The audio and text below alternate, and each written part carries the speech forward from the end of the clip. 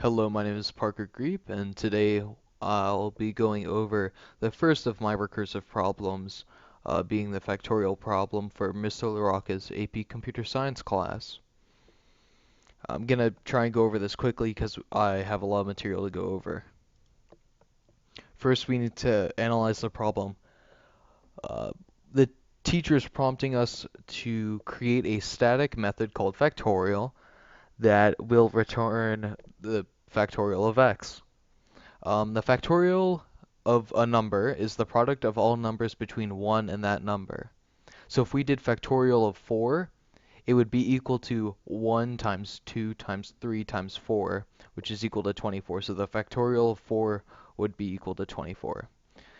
To analyze this problem, we have to go over stuff. The first being what we've already done is just the definition of factorial. The second is how do we view this method recursively. Next being, what will the base case be? And finally, how will we deal with unwanted parameters effectively?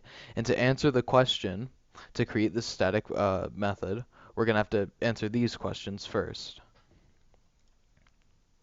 To understand factorial further, we're just going to lay out some basic principles of factorial.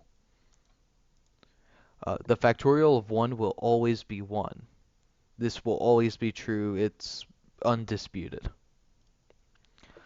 When we're moving from factorial of 1 to factorial of 2, we just multiply by 2.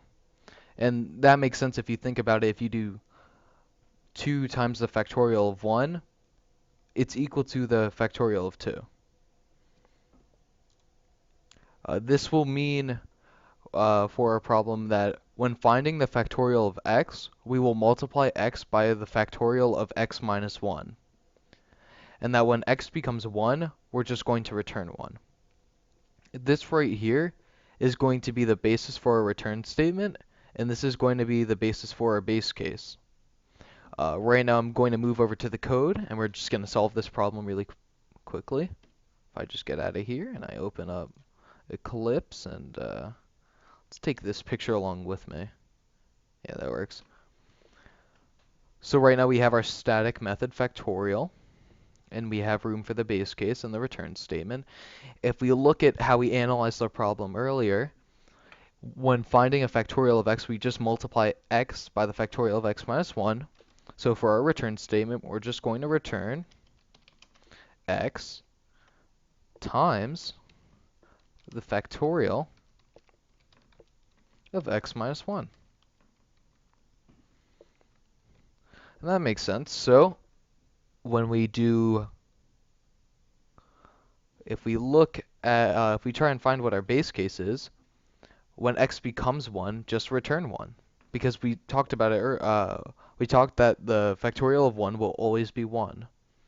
So let's just write up here if x is going to be equal to 1, all we have to do is just return 1. And let's just check off what we've done so far. We've done what factorial means. We've talked about how we view this method recursively. The base case will be if x is equal to 1, because the factorial of 1 will always equal 1. And the last one, how will we deal with unwanted parameters effectively? Well, this is a good question because if we did factorial of, let's say, -5, then what we would have here is infinite recursion. It would because x would never be equal to 1 because it's always trying to find x minus 1. So actually, we need to change our base case to just be is x less than or equal to 1, just so that we can account for all negative integers. So we've done that.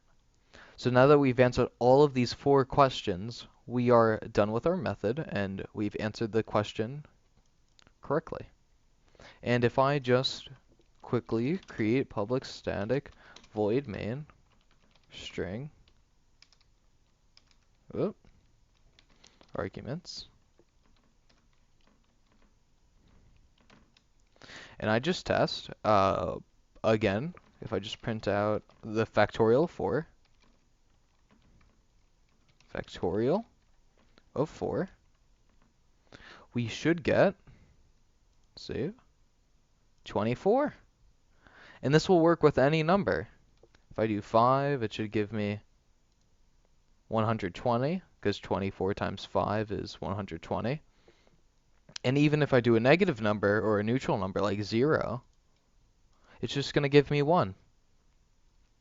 If I do negative 100, 1000, I can just do 1.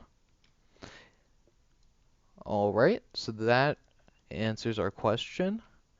I'm going to be going over 2 other problems in different videos, and I hope this helped you understand recursion a little bit further, and I'll see you in my other videos.